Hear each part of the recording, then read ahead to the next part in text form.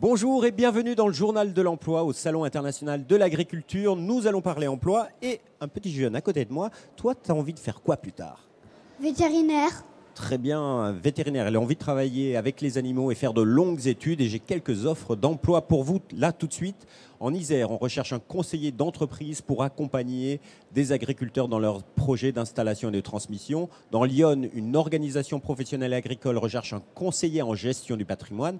Et à Bordeaux, un syndicat agricole recherche un animateur pour s'occuper et coordonner des points info installation de la région. Vous l'avez compris, il y a des métiers étonnants, ultra spécialisés, conseillers, techniciens, ingénieurs. On va en savoir plus tout de suite. Et Ethan, n'oublie pas de bien travailler à l'école pour devenir vétérinaire.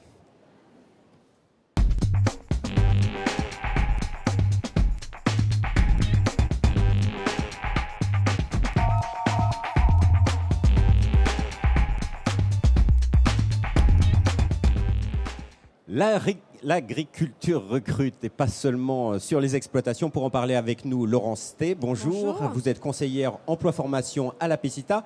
Et Rémi Dequesne. Bonjour. Vous êtes élève dans une école d'ingénieurs à l'Hésite-Pas. Elle est située où exactement? Alors, cette école se situe à Mont-Saint-Aignan, dans l'agglomération de Rouen. Et il y a combien d'élèves? On a à peu près 500 étudiants répartis dans 5 promotions. D'accord. Alors, Madame Sté, si l'agriculture représente, il y a 490 000 exploitations, il y a 150 000 salariés agricoles, mais on dit qu'il y a plus de 335 000 emplois en tout. Que sont ces emplois? Quels sont ces métiers qui sont en dehors des exploitations? Alors, il y a de nombreux métiers en dehors des exploitations, effectivement. Donc, vous avez des métiers aussi de technico-commerciaux.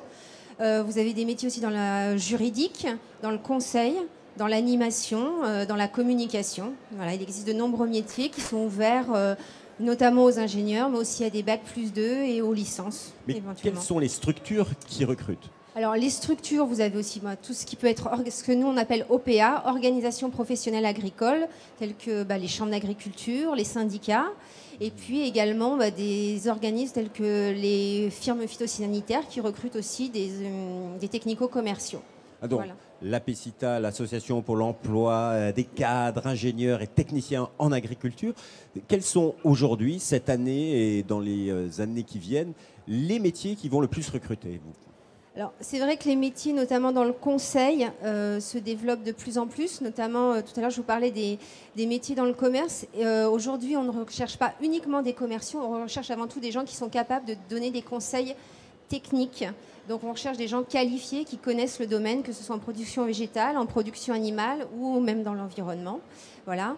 Et puis également dans tout ce qui peut être animation et organisation. Et dans Voilà. les offres, généralement, on demande bac+3, bac+5. Et pour cela, il faut des ingénieurs.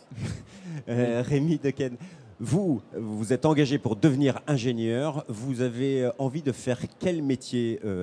Conseiller, technico-commercial? Non.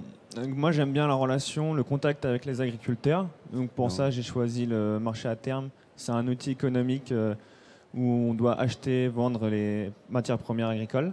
Donc, du coup, on va être constamment en relation avec les producteurs. Votre emploi rêvé, c'est dans quelle structure? Dans ce cas, ça serait dans une coopérative agricole où là, on aura une petite équipe et on va aller sur le contact. D'accord. Ce n'est pas les fameux traders dont on parle en ce moment. Non, pas vraiment, non. Alors, qu'est-ce qui vous a donné envie de faire cette école d'ingénieur?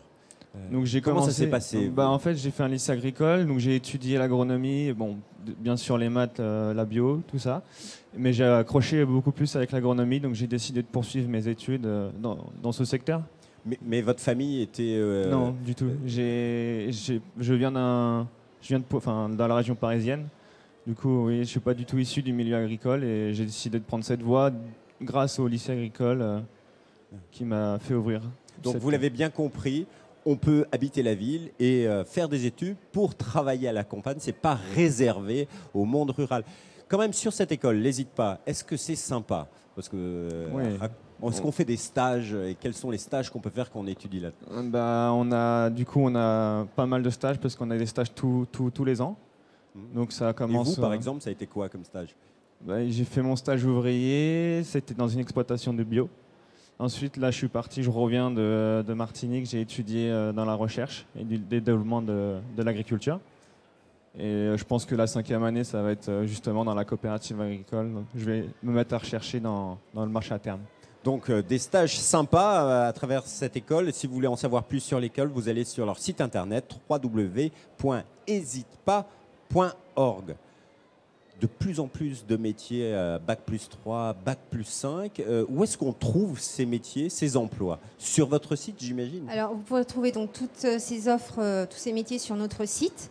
Et également aussi, les offres d'emploi maintenant sont disponibles sur une application mobile, donc de la PECITA. Voilà. Donc le site, je le rappelle, www.apecita.com. Néanmoins, là, on a vu une école d'ingénieurs. Est-ce qu'il y en a d'autres Oui, il y en a beaucoup d'autres. Vous en avez un petit peu sur l'ensemble du territoire, des écoles privées, publiques. Il y a environ entre 3 et 4 000 élèves ingénieurs qui sortent chaque année diplômés. Et entre 12 et 15 000 offres d'emploi sur votre site? Oui, en 2012, on en avait 15 000 offres d'emploi sur le site de la PECITA. 4 000 jeunes d'un côté qui arrivent sur le marché du travail, 15 000 offres d'emploi de l'autre côté. Vous l'avez compris, il y a un gap.